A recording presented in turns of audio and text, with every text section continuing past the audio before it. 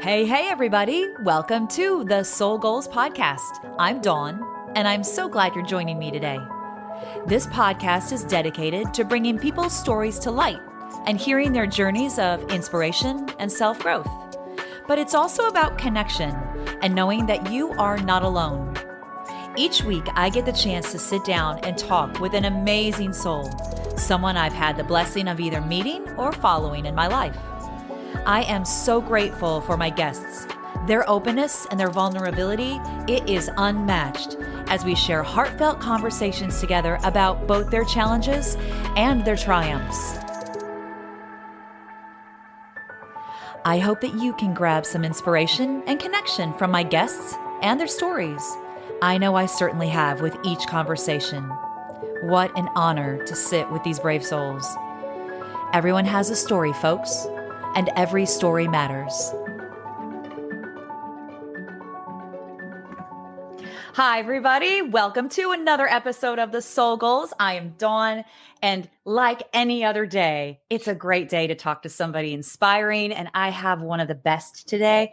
And excuse me for geeking out just a little bit because he's a professional athlete, and we know what goes into that time, right? And the time in the box, getting to that point. It's a road. So Mr. Tony Kemp is here today to talk about his journey and give a little bit of insight as to where he started, dips along the way, and where he's at now. But before I let you say anything, let me just mention to the folks at home, right? You started out at Vanderbilt, and as a freshman, you were the SEC Freshman of the Year. You were also first team All SEC. He's blushing, but yeah. That's a big deal, man. Yeah. And you were also an integral part in their first College World Series that they ever participated in, too. Yeah, it feels like yesterday. Oh, man. That's, I mean, like, think about that experience. Do you just like tuck that in your pocket and like you can just pull that out and go, wow, like that happened? Yeah, it's, the foundation that Vanderbilt's kind of built on was those years that, I was there, especially in 2011, had a bunch of big leaguers on that team. And we'll get into it more. But yeah, just a 19-year-old kid just trying to play some ball. That's it. Yeah. And just, I mean, that's been your desire. And so let me go on too, because not only are you a fantastic ball player, you are also a philanthropic individual. You and your wife, Michelle, give of your resources and of your time on the regular. You were just nominated again this fall. Is it the fourth time for the Roberto Clemente Award? Yeah. And then you'll also, okay, I'm gonna have to read this one off. Fourth consecutive time of getting the Dave Stewart Community Service Award. That's for your contributions in that Northern California area when you're with Oakland. Yeah.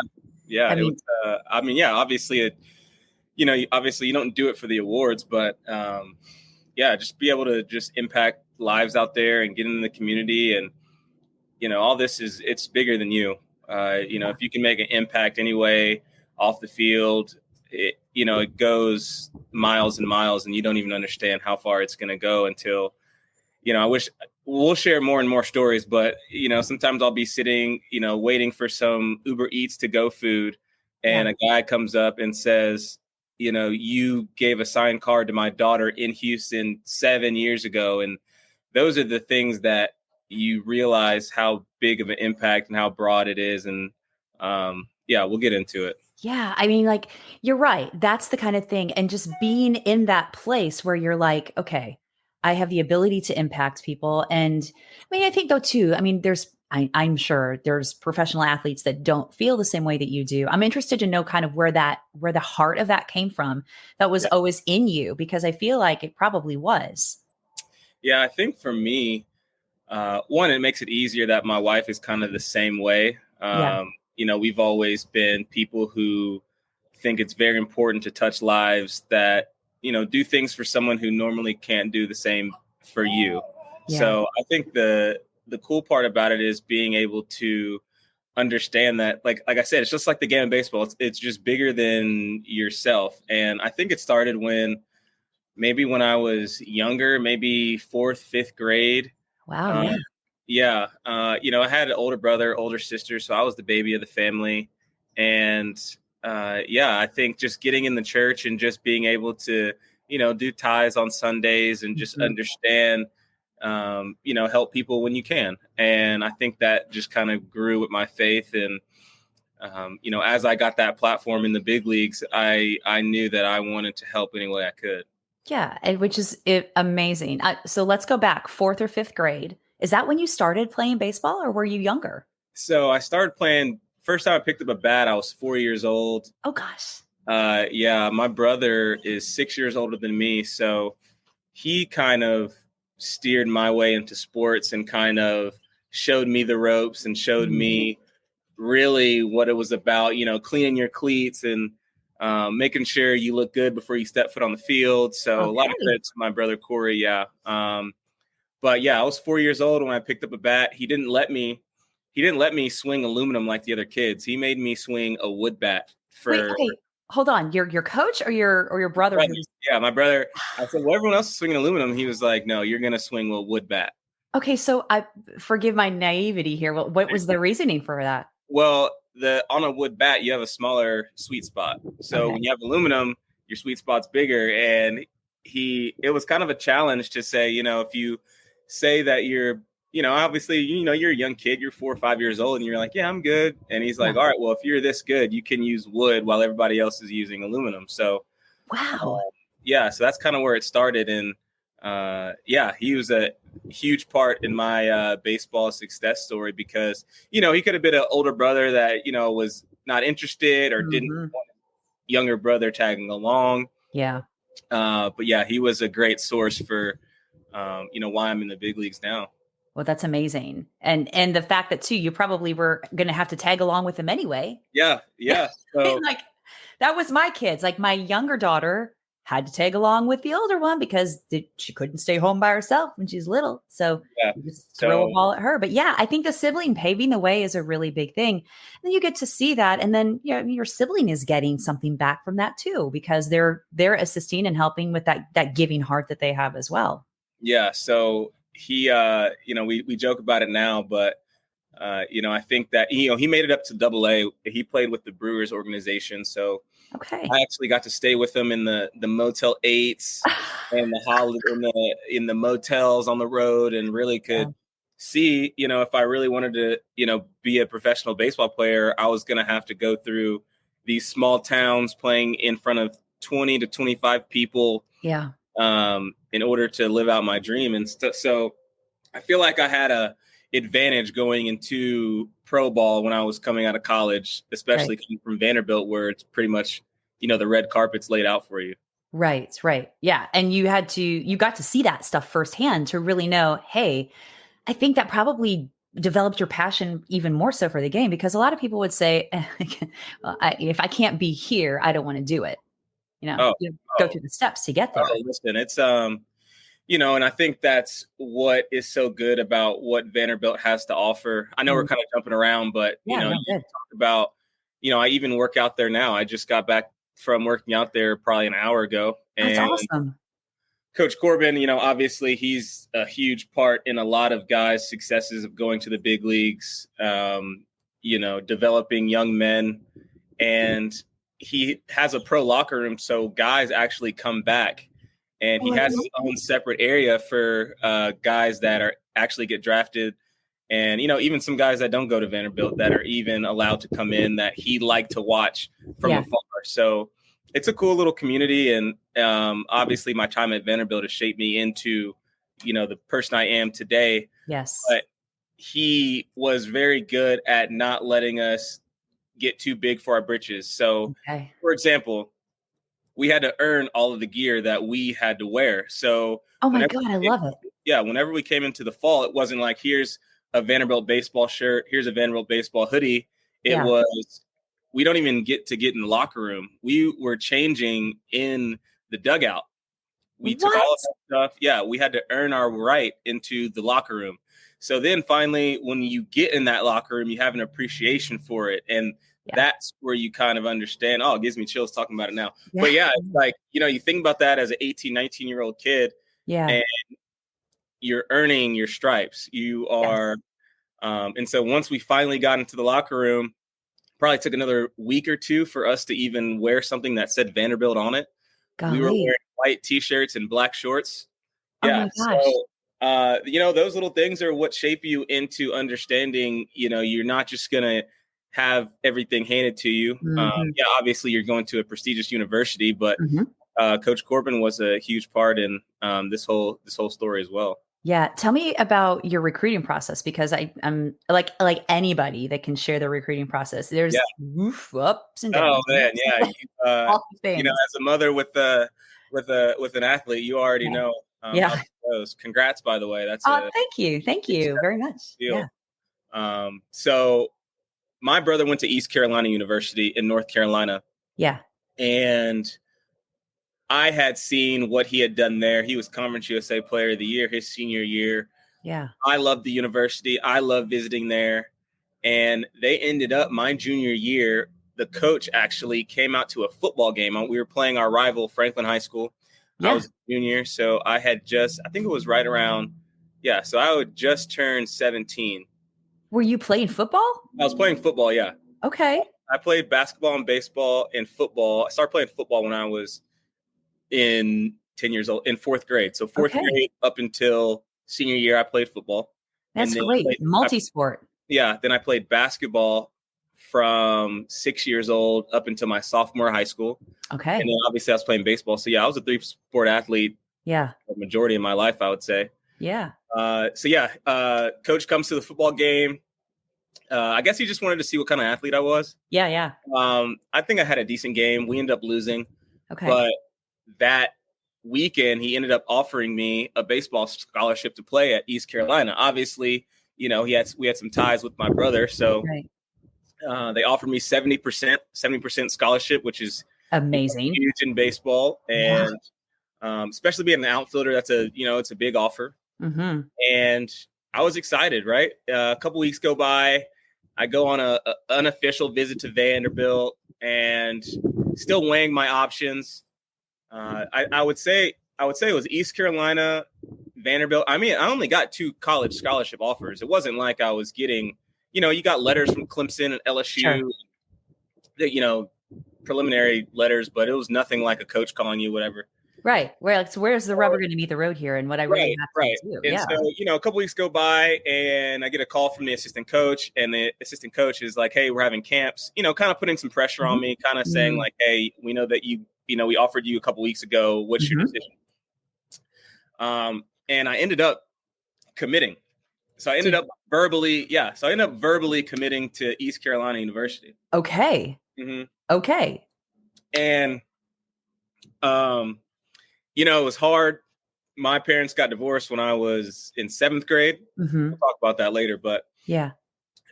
so my dad was on the fence of, I want you to go to wherever you want to go to. My mom knew that we were kind of talking with Vanderbilt, but there was no offer on the table. Yeah. Yeah.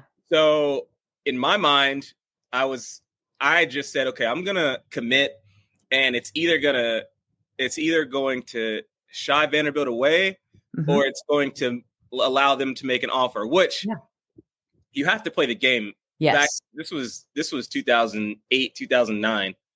Wow, that's crazy. And so what happened was we go on a couple more visits, whatever. And so then Vanderbilt calls, and this was probably, let's call it a month after I had committed to East Carolina. Okay.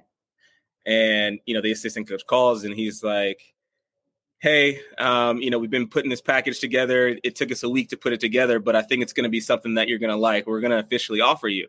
Okay. And so I remember I'm sitting in the living room, I put it on speakerphone, and I told my mom sitting next to me, I said, "Hey, Vanderbilt said they're going to offer." And she's, obviously she perked up a little bit. For sure. He comes across and he says, "We're going to give you a full ride plus $10,000 each semester back to you." Dude. And, I still remember, so my mom was sitting to my right, and I still remember just like kind of peering over my shoulder, like as the phone's on speaker. Yeah. And she just took off. Like my mom, I'd never seen my mom run like that. She took off running around my mom was running around the house. Oh my gosh. House, and we had a rolly chair in the kitchen and the kitchen table, and she knocked over this kitchen chair running around. So yeah. And I think I was still in shock because I didn't respond anyway. Yeah, Obviously I was like, I really appreciate the offer. We're going to sleep on it. We're going to talk about it as a family. for sure. But in the back of my mind, I'm like, wow, Vanderbilt University, 30 minutes away, full ride, plus money back. Yeah. Uh, What could be wrong about this? yeah. And so for a week, I sat up, talked to my brother, talked to my mom, talked to my dad, talked to everybody, prayed about it. And, I just thought the decision was right to decommit and go to Vanderbilt. Yeah. So it was lunch break at school, and I was kind of, so this is where you're actually like, okay, I need to call this coach and say, hey, I'm not coming to your school. Oh my gosh, that's the hardest call to make. And I'd always been, my mom and my dad, your word is your bond. And I really felt bad that I was going to go back on my word. Yeah. So called Billy Godwin, and he didn't pick up, left him a voicemail. And so then I called the assistant coach, who was Link Jarrett, who now is the head coach at Florida State University. Okay. And call him, hey, Coach Jarrett, just want to let you know, unfortunately, I'm not going to be coming to East Carolina. And he said, well, what happened? And I said, I got an official visit. I got official visit at Vandy, and they gave me an official offer of a full ride. Yeah. And he, honestly, it was peace of mind, because he said, listen, I would love for you to come here, but I understand. Yeah. And, it made it a lot easier. I'm still waiting on a call back from the head coach, but I don't think I'm going to get a call back, but it's okay. We'll go. So I don't know how much you know about baseball, but Mike Trout was in that class. So the class before me, he was actually committed and signed to go to East Carolina before he was going to go to the pros. Okay. So it would have been a pretty good outfield, I would say. But so ended up decommitting, call Coach Corbin, commit, and sign the next year. And here we go. That's amazing. And you were a junior in high school at that point? Junior in high school, yeah. Gosh. And it's talking about like with my kids recruiting, like you think about the age that you are when coaches are making these huge offers to you in these different situations. And you get to think about, oh God, that's 6 years of my life. Like the next 6 years of my life. Do I remember what I had for breakfast yesterday? And do I know what I'm going to wear tomorrow? It's your future. So they're huge decisions. And then, once we get into college, we'll talk about that, but they call it, you're a student athlete, but you're an athlete student. I mean, you're Monday weights at 6 a.m. Yes. Go to class from 9 to noon. And then you're back on the field 1 to 6. Yes. And then you eat, and then you're in study hall, and you haven't even started your homework, and it's 7, 8 o'clock at night. Yeah. Yeah. My older daughter has friends that are baseball players at her college, and she's the same thing. She says the same thing. It's that starting time at 6. It's you get your classes done by noon or 1 o'clock, and they're literally throwing or practicing from 1 to 6. Yeah. And then the study hall. You're right. It's the athlete student. Did you ever look at that and think, I wish it would be the other way, student athlete? You know what? I think it's the way it's structured. It's good because you have to have time management. There's just no way around it. I'd always say, okay, you're going to have your academics, you're going to have baseball, and you maybe can party every now and then and throw it in there. Right. But I mean, one of those things I was always say, one of those things is going to have to get sacrificed. Yes. And it's not going to be academics, and it's not going to be baseball. Yeah. So, it was, and then when Michelle and I started dating, probably halfway through my sophomore year, that's when I kind of, knew like, hey, if I want to take this thing serious, okay, I got a serious girlfriend. Yeah. I got structure. I got, you know what I mean? So that was good for me as well. But no, I think, the way it's structured in the NCAA, obviously it's different with NIL and stuff like that. And I'm happy I didn't deal with any of that. But the way it works is you just have to have time management, and you have to be on your stuff, and you have to nap when you can. You have to do class when you can. And, at Vanderbilt, they have class checkers. So if you miss class, coach knows. Yes. Yeah. I have nothing bad to say about Vanderbilt in my time there. Yeah. So you spent all 4 years there, graduated. 3 years. So 3 years. And actually after my senior year, I did summer school in order to knock off a couple hours before going in. So okay, great. I took, took actually 6 hours in the summer. Uh-huh. So then the way it's structured is I would take 18 in the fall, which was hard. Yeah. And then Yeah. 12 or 14, and then 18 again that next fall, and then kind of cruise. And then once I got drafted, I only had 15 credit hours. So I got drafted in 2013, had 16 hours to complete, and then I played pro ball. Michelle and I, we backpacked Australia, went to Malaysia, Southeast Asia. Yeah, it was awesome. That sounds fascinating. Yeah, so then I played pro ball that next year, and then I finished my degree that following fall. Okay, while you were playing pro ball. Yeah. How hard was that? It wasn't terrible because you just email your teachers and they understand. Yeah. And, some teachers really aren't understanding of, pro athletics, and you really have to kiss up to them. You have to go to office hours. You have to do all your extra credit. And, I always wanted to just make sure, like, even if I'm not getting the A's and the B pluses, I was always in the C range. I think I ended with like a 2.8 GPA, which I was on the honor roll, I think, one semester, which I was so happy about. For sure.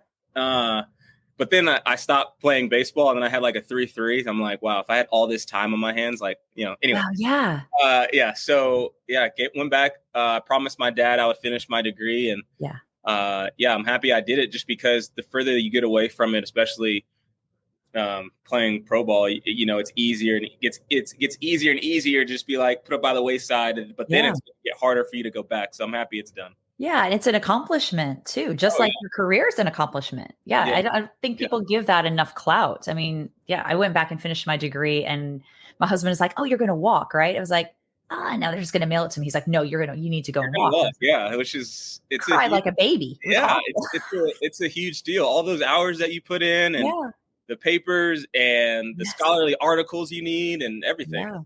Yeah. And Vanderbilt, like, that's no joke. There, man. It's let's see, it's like 12,000 undergrad.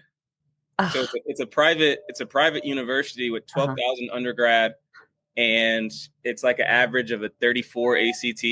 Yeah. And so very fortunate that God made me good at baseball, because very good. That I would not be getting into Vandy. Yeah, but it was a vehicle to get you to this amazing place with amazing people around you. Little did I know it would just shape everything about my life, honestly. Yeah. What's the most profound thing that you think it's done for you? That program's that launching pad for you? I want to say Vanderbilt it's just the networking that you do within the community, and especially how fast Nashville's grown now. Right. You kind of see the progress and the upward trend of Nashville. And if you think about it, now we're going to talk about myself, and I don't never do this. So you're good talking about yourself. This is what this is about. It's good. So, obviously, like we talked about, freshman of the year. Yes. First team to go to the College World Series. And then, through that, the next year, it wasn't always just rainbows and sunshines. I hit 250, I think, my next year. Had a bad sophomore year. Yeah. Put a lot of pressure on myself, but I think it was meant to happen so I could understand what not to do. Right. That's a great perspective, for sure. And then not only was I hitting 250, which was in college not good at the time, I was going up to the Cape Cod League, which was the best collegiate baseball summer league in the nation. Yes. Anyway, and I was going in with the new swing change. So, gosh, I know it was a lot. So did that, had a lot of fun, hit 340, did great. Okay. Gave me some confidence going into that next year, being a junior, win SEC Player of the Year, and get drafted. And I think just there's so many baseball fans, and this community is so tight knit. And Nashville is just a little big city. Yeah. Or a big little city. How do you say it? I would call it a little big city. Little big city. Either way. Everyone kind of knows each other. And, I think it's just given me an opportunity to really grow myself as a brand, my name as a brand. And, I'm not going to say too much about it, but there's probably going to be a Nashville expansion team that's going to come here in the next 5 or 6 years, let's call it. And, being able to hopefully work in that industry after I'm done. Yes. Just because, I've had some talks with them and they say, hey, listen, like your name is kind of Nashville and it's kind of works perfect with what we're trying to do here. So that all stemmed from Vanderbilt. If I go to East Carolina, it's not the same. Right. It's not the same as just not the same. People don't see in college, and now we have a house 15 minutes outside of Nashville. And so like I say, it's Vanderbilt's been a springboard for my whole life. I love it. And I love what you said earlier about the things that didn't go right. Yeah. Teaching you you can learn what you'll do and what you won't do, what works, what doesn't work. Yeah.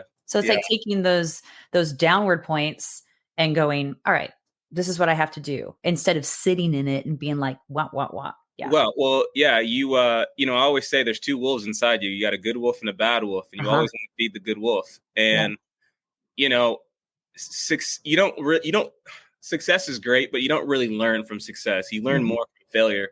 Yeah. And, especially being in the business of the big leagues where at only one time, there's only 750 guys that could fit a roster on these 30 teams that, half those are pitchers. So really you're talking about there's less than 150 jobs out there that, are with you. So if you break it down by the numbers, so dang. Obviously super fortunate, but at the same time, like I'll never make an excuse for my performance or for anything. But at the same time, I know the effort and what I do in the gym and what I do mentally to prepare me for the season and what that looks like.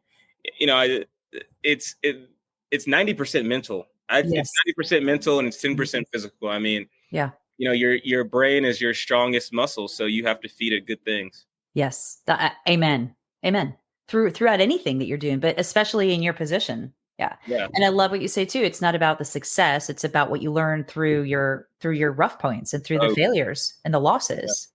Yeah. So, obviously there's been tough nights. I mean, it's not always easy. And I feel like, once you hit those low points, you really understand, it's kind of a gut check, of, back against the wall, and where do you go from there? So do you have a specific low point that you kind of keep tucked away that you pull out and go, okay, well, I made it through that? Every year. No, it happens every year. Yeah. I think, man, you go back. So I've been very fortunate. I'd say in the minor leagues, you go through some tough times, but I did fairly well. So I'm not going to say that I hit a lot of low points in the minor leagues. I would have to say once 2016 made my debut. It was awesome. Yeah. And then, you go up and down AAA big leagues with the Astros. I would probably have to say it probably started in 2017 where I only got, a little over 2 months in the big leagues. And I knew that, I knew my talent and I knew I could play in the big leagues, but I think that's where patience comes into. Yeah. And, it's all, all the sayings are cliche. It's live in the moment. And, my wife gets sick of me because I'll say, pressure is what you make it. Or it's these little sayings that I'll say that just, even if I'm not believing in it myself, I'm just saying it so I could trick myself into reiterating it for you. And then you realize how powerful words are. And then I would have to say in 2017, got called up in September and then didn't make the postseason roster. Okay. So that's when it was only a 25-man roster. And, got pulled into the office and they said, hey, we'd love to have you, but you're our 26th man. Oh. And, obviously that was tough. I was able to go to the World Series, still didn't sit in the dugout, which still stung, which have guys do that now. But not saying I still have good things to say about the Astros organization, but we're talking about my experience where. Sure, absolutely. So obviously was a little upset in that, but then the next year we won the World Series. So I got a World Series ring. Okay. Great playoff shared. Yeah. Not saying, very fortunate. Then the next year I was the last cut out of Kemp. Oh, wow. So they chose another guy named Derek Fisher, who was their first rounder, who, Mhm. it comes down to the business part of it. Even though Mhm. my numbers were better than his, it's almost like in the business world, if I have an investment of $250,000 and an investment of $1 million, and say those investments are players, Yeah. I don't want to see my investment of, I signed for 250, he signed for $1 million. Mhm. You're going to want to see your return on investment faster than the guy. Yes. That's just politics in the game. Anyway, Absolutely.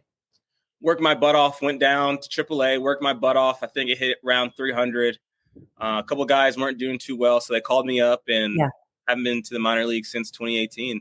Okay. Yeah. But you So, bounced around so much but in you that bounce period of time. around, and then you get traded, and then you get, yeah. So it's a lot that goes into it. But like I said, you have to have tough skin. You have to just Mhm. always put one foot in front of the other, and you're not going to be a professional athlete your whole life, but Yeah. while you have this certain window, you have to maximize everything you got.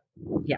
Yeah. Being pushed and pulled is a real, like you said earlier, a gut check. All the things that you go through in that period are like, oof, what, is it worth it? Did you ever question, is it worth it? Yeah, I think when you question, is it worth it? I think that's when you have to go back and say, why did you start? Yeah. Yeah. What's your Because why? why did you Yeah. start? I started because I loved the game of baseball at 4 Yeah. years old. It wasn't about the successes, how well I was doing, but it was Mhm. about the camaraderie of the teammates. It was Yeah. about putting baseball pants on and about being able to just go out and play in the dirt and have Yeah. wash my dirty pants, Yeah. things like that. That's why you started. And I always say it's easy to quit. It's like Mhm. so easy to just be like, I'm done with this. Like I would rather do something else. And then, Mhm. but I always go back and be like, what would 7-year-old, 8-year-old me say to that? Yeah. Right. So Yeah. that's kind of Absolutely. that's my thought process behind that. Yeah. So I want to also tell the people at home that may not be watching this. I mean, your stature is what's your height? 5'6" or 5'6". 5'7"? Yeah, I'm a small guy. Yeah. So that's not normally what you see being drafted in Yeah. MLB, right? Yes. Another hurdle we talk about. Yeah. Uh, Yeah. yeah. So, and like I said, we're talking about my experience. I've Uh-huh. never really done this, so I've only shared this with like my wife or my brother or my mom, my dad. So this Yeah. is exclusive. Yes. Yes. Um, yeah. So being SEC Player of the Year my junior year, the track record of SEC Players of the Year get drafted in the first round, Mhm. second round, right? Yeah. And I got drafted in the 5th round. So even though I hit 400 in the SEC, the best, conference in the nation, like just because of my size, I was going to get drafted later, Yeah. right? That's crazy. So Yeah. yeah, so that was another hurdle. But I think at the Mhm. same time, like me and my wife always talk about, everything happens for a reason in your life. And I Mhm. think who knows if I would have got drafted for more money, like would my hunger be the same? Would I put forth the same amount of effort? Yeah. So, Yeah. everything happens for a reason. And I think when I was younger, just looking at guys like Tony Womack and Fernando Vina, the shorter guys who played in the big leagues, that was kind of my inspiration. And so Yeah.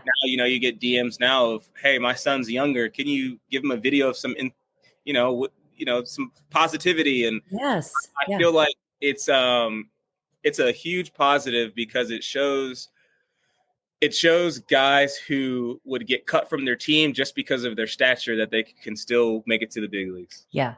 Amen. Absolutely. Yeah. And I think that's part of your inspiration and the Mm, fact that, and I think that's interesting. That's a really great, maybe thing to unpack at some point is, would have it been the same? Would have my hunger for the game been the same if I hadn't had this hurdle to get through?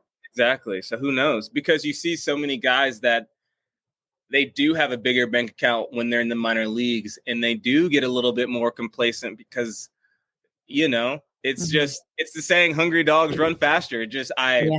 not saying that I signed for 20 grand. Yeah. It was still 250 grand. I'm not saying that's before taxes. Yes. But It's called, I'm saying let's just reiterate right here. Yeah. what I'm saying is the whole plan of obviously you get a financial advisor and it's okay. After taxes, you were looking at 150 grand. Yeah. And then you pay your agent, let's call it 15 grand. Yeah. So then you're looking at a little north of $100,000 to kind of last you until you start making some good money, until you get to the big leagues. Because the way it works is that first paycheck when I was in low A was $700 for 2 weeks. Wow. Yeah. That's neat. So yeah, you're not exactly stacking the most No. money No. when you're actually in season. It really comes once you make it. So Mm-hmm. you have to budget for that. So like I said, I think that who knows what the story would have been if I would have signed for more money. And so I think like you said, it's just, everything happens for a reason. And I'm going to say I'm happy how it worked out. Yeah, I would say so. Yeah. Yeah. And the fact that I love how it was rooted with your family. I'd love for you to talk a little bit more about them and how they've contributed to this. Obviously, your brother was a huge, huge piece for this success of yours, right? Oh, yeah. Yeah. Instrumental in getting you going. Yeah, I'll send you. So my junior year, they did an article with him just talking about me, and I'll send it to you. It'll give you some more insight of kind of how our relationship is. And yeah, like I said, he kind of molded me as a player. Once he took me into the backyard, I was swinging right-handed and I couldn't hit the baseball. Oh, wow. And we're out there for probably an hour, and he said, just go ahead and switch, go to left-handed because I'm tired of this. We're about to go inside. Anyway, throws me first pitch, left-handed, spoke it, almost hit him in the forehead. Oh my gosh. And he was like, oh my gosh, you're left-handed. You don't hit right anyway. So it's a funny story. Oh, I love it. But he would talk about how, on Saturdays, the games would be at noon and I would wake up at 7 a.m. and put my baseball pants on. Oh. And so just little things like that he was, anytime he would go have a hitting lesson, I would tag along and I would just try to pick his brain on little things like that. And, like I said, he could have been a brother that didn't really care for his younger brother, but he took me everywhere, showed me the ropes of hitting, fielding, and kind of the game within the game of mental toughness and what that looks like. And you're playing a game of failure. If you succeed 3 out of 10 times, you're a success, and what that looks like. And so I'll send you that article later. But I would have to say my brother was probably the biggest instrumental piece in my sports career. Y'all are still tight. Yeah. We're going to next week. We're going to a cabin in Gatlinburg. Fun. And we're going to go out there for 4 or 5 nights, and he's going to be there. My dad's going to be there. We're still tight to this day. So great. So tell me where you are right now with your season. Season has wrapped with Oakland. What's next for you? Like this is your break. What are you doing in your off time? Obviously. Now finally finished out my contract with Oakland. So I'm a free agent officially, which is a huge blessing to even just get to this point. Yeah.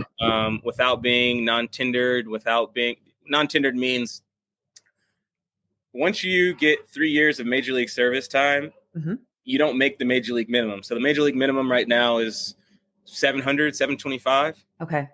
Once you get 3 years of big league time, and a team wants to offer you a contract, you get tendered a contract. Okay. Which means, say if me and you played the same position, you hit 5 more home runs than me and had a better batting average and more steals, but we're the same position and we're both going into arbitration. Our cases are going to be the same. So what they do is say, okay, Dawn hit this amount. She deserves $4 million. Well, then I come in and I didn't do as well as you. So maybe I get offered 2.5 or $3 million. Okay. So you start to get compared to players around the league who are similar like you. So I was able to get tendered a contract all the way through. So I was in Oakland for all my arbitration years. And so now once you're done with arbitration, which is usually 3 or 4 years, you become a free agent. Got it. So now I'm a free agent. I'm at home. I'm enjoying life. What I say is it's always a reset for me because I get to see the fruits of my labor and why I grind so hard. And I showed you the view of the lake, and we got 4 acres out here. And I get to just be a dad my two beautiful daughters. I get to take her to gymnastics on Wednesdays at 9.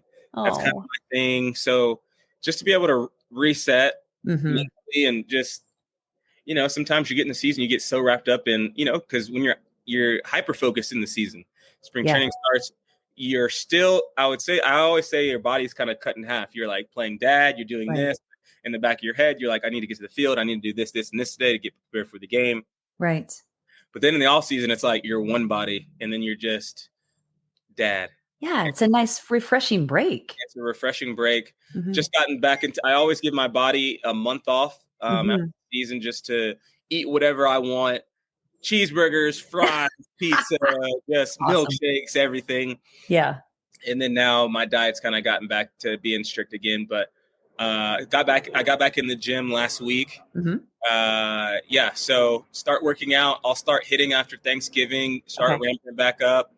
I'm doing some bat speed training this off season to kind of increase some bat speed. So always just trying to add stuff to my game, because the way the big leagues works is it's always evolving. I always say, like, it's never a stagnant league. You're always going to have to adjust to how pitchers are throwing, velocities, defensive alignments, how long you've been in the league, because now scouting reports are out on you since you've been coming to the league in 2016.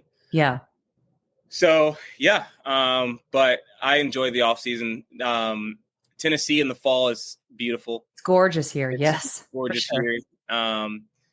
So I love the off season. Yeah. So things are evolving. You're working on a lot of different directions. What's your goal in terms of how many more years you're looking at playing professionally? Yeah, I think, let's see, just turned 32. Hey, happy belated birthday, by the way. Yes, thank you. Hey. It was a phenomenal birthday. We had like a small gathering here, threw some steaks on the grill. Oh. My wife makes these awesome twice baked potatoes. Nice. Had some red wine. We had some friends that drove down from Indiana that I actually played with and lived with in pro ball. So that was awesome. Great. So I have parts of 8 years, but Major League service time a little short of 7. So I mean, shoot, if I could get 3 to 4 more years and get full pension at 10 years, that would be a huge blessing. Yeah, it'd be great.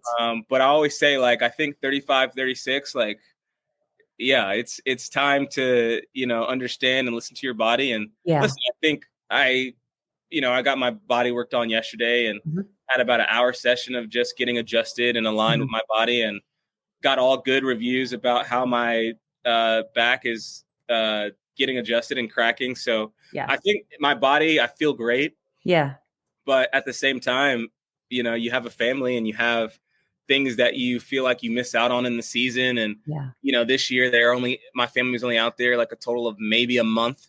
Yeah. So, you start to think about those things as well. But, I always say, you can't attach your identity to being an athlete. You're way more than just an athlete, because I just think in my head, it's going to be easier once I'm done and I'm slowly taking that identity off of being a professional baseball player, because, I've seen guys attach so much of their identity into being a pro baseball player that they don't know what direction they're going to go in when they're done, because they've done it for so long. And I think they're lost. Like their career is done. Like, and it's what I just happen to be a big league baseball player. Yeah. I feel like I'm more, and I also, like, when we're doing off the field stuff, it's to also, I want to show people I'm normal as well. And, when you see people on TV, you kind of forget that they go through human life stuff as well. Absolutely. And, it's not a fact of, hey, you make a couple $1 million, you have no problems in your life. There's no stress in your life. It's like, no, that's not.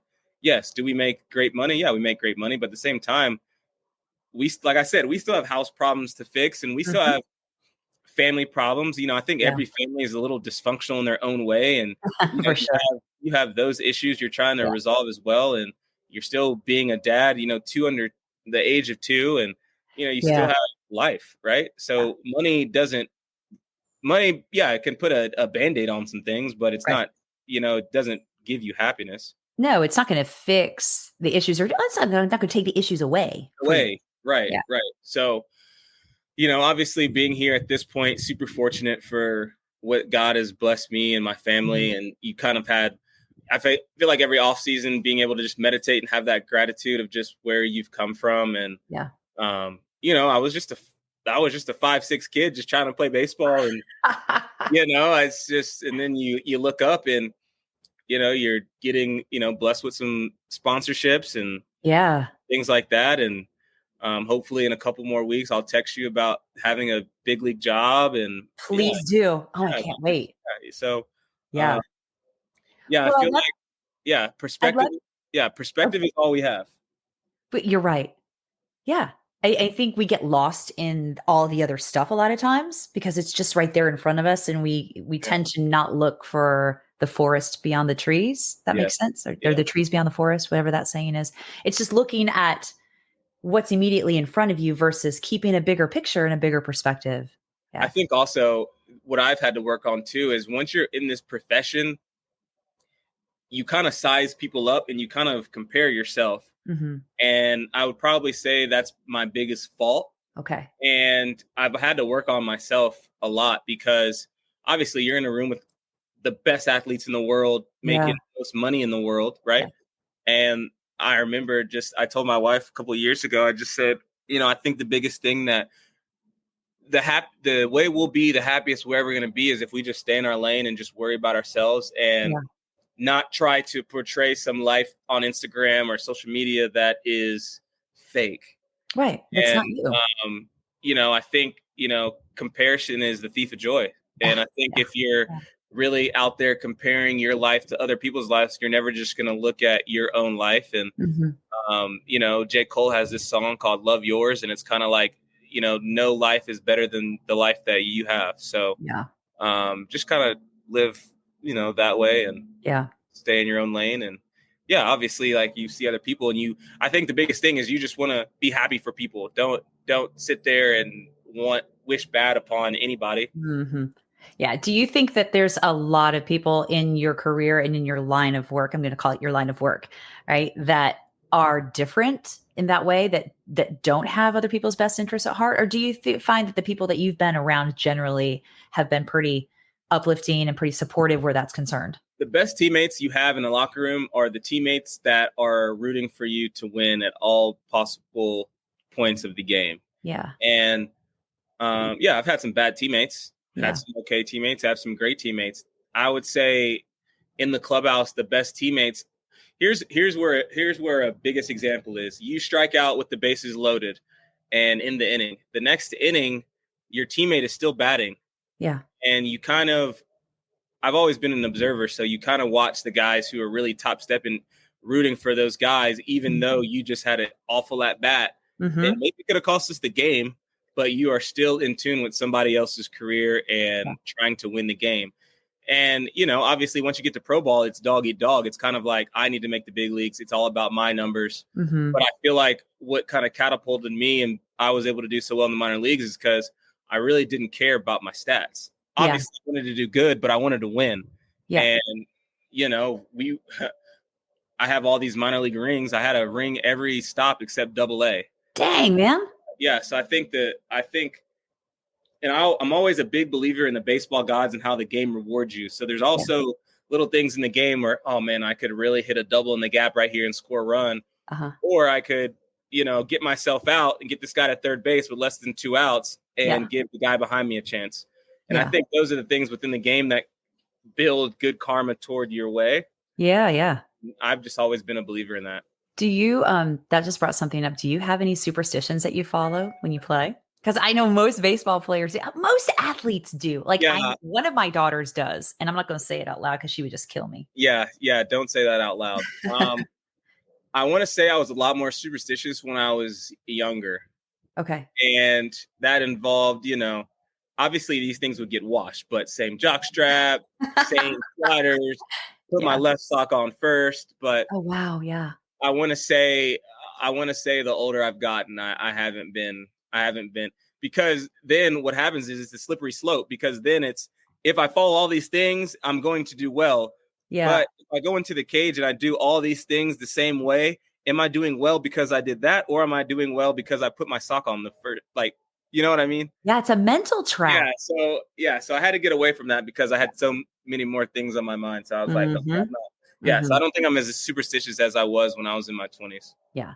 I just want to go back for just a second and talk about that identity thing, because there's a couple different programs that I follow on Instagram, Hope for Athletes, and different things that talk to athletes that have had to retire, that have had to leave their sport because of either injury or other issues, and how getting to that point of just being a person instead of their sport is such a hard thing for a lot of them to do. Yeah. What would you say to somebody? What would be some tangible advice that you would give them if they were sitting there in front of you and saying, man, I just feel lost. Like, I don't know what to do. I think my advice would be, is kind of what I've had to do. And that's why I'm more at peace with where I'm at in my career. And obviously everyone's career is different. So it's kind of hard to, it would depend if I was talking with someone who had reached their dream of being in the big leagues for a couple of years, or maybe a guy who didn't reach the big leagues and had to step away from the game before he got to live out his dream in the big leagues. Yeah. But I would have to say that what I've had to do is a lot of self-work, and I think you have to I've read this book. It's called Ego is the Enemy. Oh, okay. I love it. It's by Ryan Holiday. Okay. And a lot of that was, your ego is kind of fueled by the money you make, the highlights you make, what you're doing from the outside world. Yeah. And for me, I thought that was like the biggest thing. And I'm like, okay, it's how people look at me. It's what I look like to the outside eye.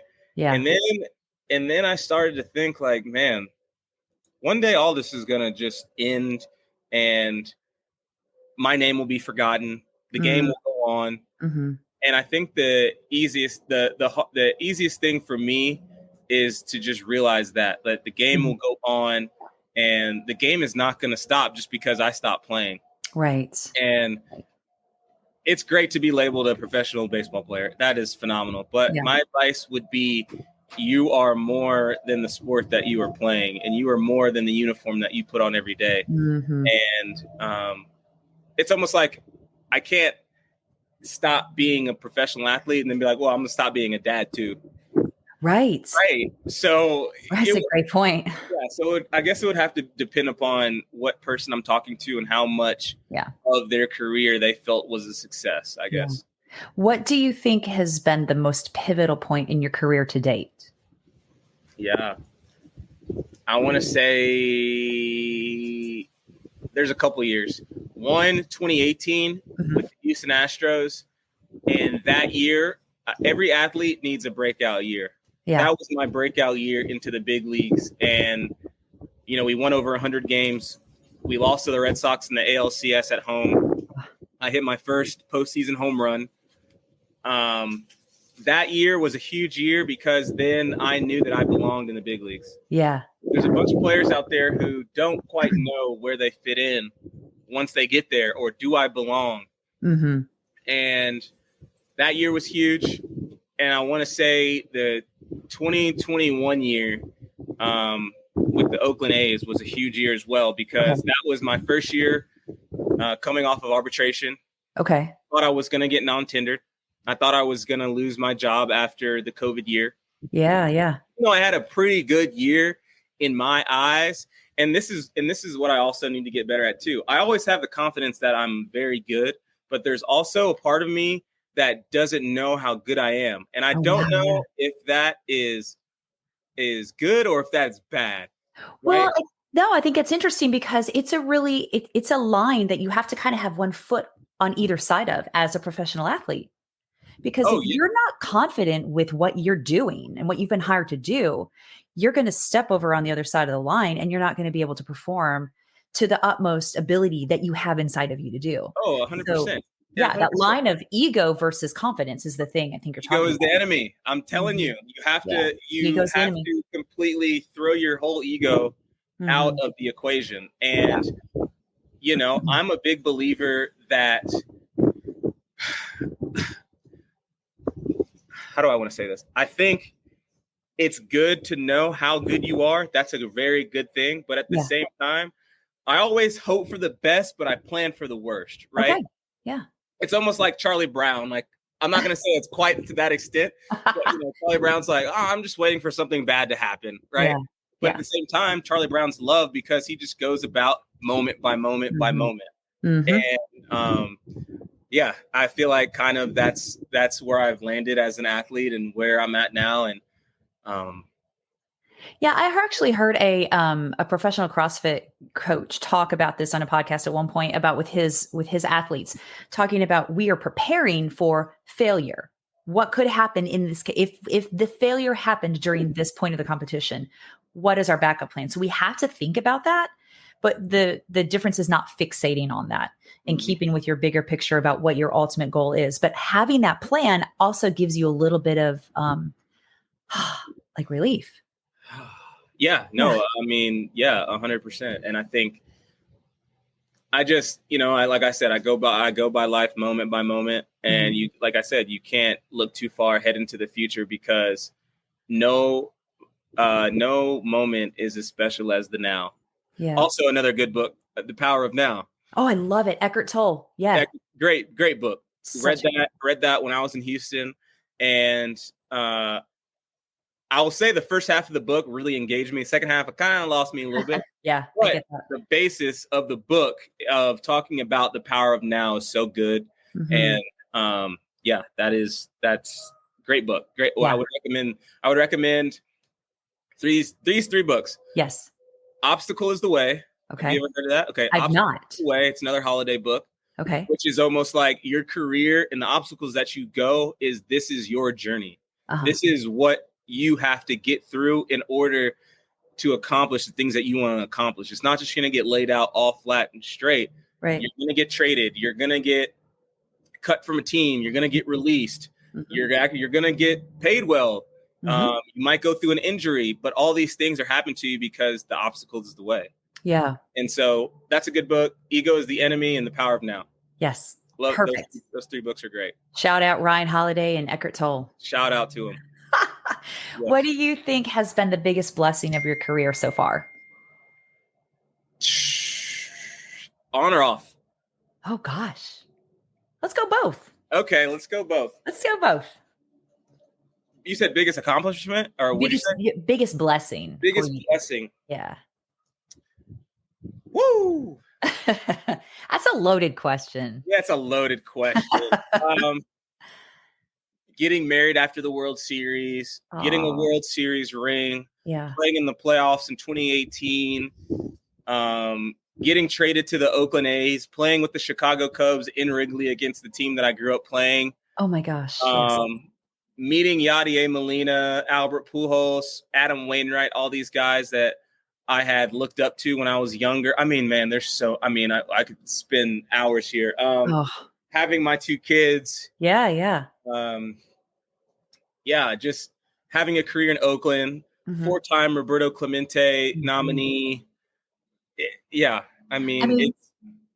think listening to you talk, a lot of that is based on who you are and who you've decided to be. Yeah. Like the choice of what you're going to do with the things that you have in your life and the obstacles as well. It's perspective. You said it earlier. It's perspective. It is. And everything is not going to go your way. And, I think the biggest thing for me too is like, man, I had, you look at my season and it's like, oh, he didn't hit that great. But at the same time, like I almost led the big leagues in lineouts, which is like, oh yeah, it's a good swing. But at the same time, it's not helping your average. It's not helping the team. Like, yeah. So that's a whole nother topic. But I'm very, like I said, we come back to this moment of, this view and looking out of where I've come. And man, if I was going to say this to, this is what I always go back to. I always go back to if future me was going to come back to a 10-year-old and say, hey, you're going to have 2 kids, you're going to play in the playoffs, you're going to make your debut in 16, you're going to get sponsorships by Adidas and Nike and Boost Mobile and all, you know what I mean? Like you can't really you can't script that. can't script that. No. Yeah. So, like I said, I just want to be grateful and have gratitude and understand that. Like I said, it's very cliche, but perspective is all we have. Yeah. And that gratitude and the attitude that you bring with it, how you match them is another reason for like the philanthropic stuff that your wife and you do. It's grounded and rooted in so much foundational passion for that and the give back. Yeah. And like I said, when you go and you see the smiles that you actually put on people's faces and the kids that you touch especially when kids come out before the game and it's like, hey, some of these parents say, hey, can you get some encouraging words? He just got cut from his team because he was too small or, he didn't get the travel ball invite because they said, he needs to put more muscle on. Yeah. So just being able to just talk to those kids and let them know about my journey and about what it really is about. My biggest thing, I always say, no one can measure how big your heart is, and no one can measure. No one can measure the effort that you put out there, and you know what I mean. So I will say, there's always bigger guys than me, but they never had more heart than me. Yeah, and everybody can associate and relate to that. Everybody can take from that and be like, okay, what is it that I can do inside of me? What do I ultimately have inside of me? And I think, the comparison is the thief of joy that's a great line, but also you're such a relatable person that I think that's inspirational in the same line. So people can look at you and go, man, look what he's accomplished. And look at the attitude that he's done it with. Even with the crappy times, even with the stuff, you still can pull yourself back out and go, okay, let me just take a breath and look at the bigger picture here and what really matters. Yeah. And, when we started the whole +1 effect, that was kind of, obviously the George Floyd thing was terrible. But when I was allowing people to come into my DMs, I wanted people to really see the human side of me. I wanted people to say, this guy can be in the 1% of athletes in the world, but he can also be someone that I feel like I could go to lunch with. Absolutely. Right. And so, it's like I said, and that's why I've always will never criticize any athlete or anybody, just because one, I know how hard it is. Yeah. And two, it always looks easy from the seats, baby. It always looks easy from the press box or the grandstands. But once you put some cleats in that ground, it's a whole different story. So, I need to grab my charger. Oh, we're getting ready to go. So before we do go, while you're getting your charger, I'm just going to ask you a few other things. And these are for fun. I always like to end our conversations with these rapid fire questions. I love rapid fire. Honestly, it's like one of my favorite things. Well, this is great. I got like 5 really cool questions for you. Hopefully it will be it won't be too complex. No, it's good. Yeah. I feel like you're going to be pretty spot on with these, pretty much. Let's do it. Are you ready? I'm ready. Okay. Question number 1. What is your current favorite store? Current favorite store, Home Depot. Oh, wow. Is it because you're working on your house? Oh, yeah. I think the older you get, once you have a house and, there's always something going wrong. And I'm going to Home Depot, which is greatly, 5 minutes away. But yeah, Home Depot right now is my best friend. I love that. So folks, if you're in the Nashville area, you might see Tony Kemp rolling his cart up and down the aisle. Oh yeah, just roaming. Might not even need anything at the time, but maybe I just need to go into Home Depot. And my wife's laughing at me because I bought a flashlight and I'm like, yo, we have 4 acres. Like we need to have a flashlight. Like, and so now that we got it, she's like, I never would have thought of this. And I was like, see, there you go. You think of 90% of the things for the house and I think of 10. Yeah. Well, and while you're roaming the aisles, just hanging out. Yeah. Home Depot. Perfect. All right. Number 2, what are the least likely 3 words that someone might use to describe you? Least likely words? Least likely. So if I said outgoing, that would be like. Outgoing is not in there because I would call you outgoing. Okay. I would say people would not say I'm lazy. I would say people would not say I'm boring. Okay. And I think the third, I would say people would say I'm organized. So I'm not, so they wouldn't say he's You're unorganized. disorganized. Yes. Yes. Yeah. How organized are you? Are you like OCD about I'm lining not things up? OCD, but I like a little structure. Yeah. It's a little harder with 2 kids, obviously. Right. But there gets that time where it's like, okay, I'm sick of seeing this right here. I'm sick of seeing this here. And, in the house, we split up duties. She does all the dishes. I do all the laundry. Okay. It works. It works great. I don't know why, but I think that is just how we operate. I like doing laundry. It's kind of like my little time away. Yeah.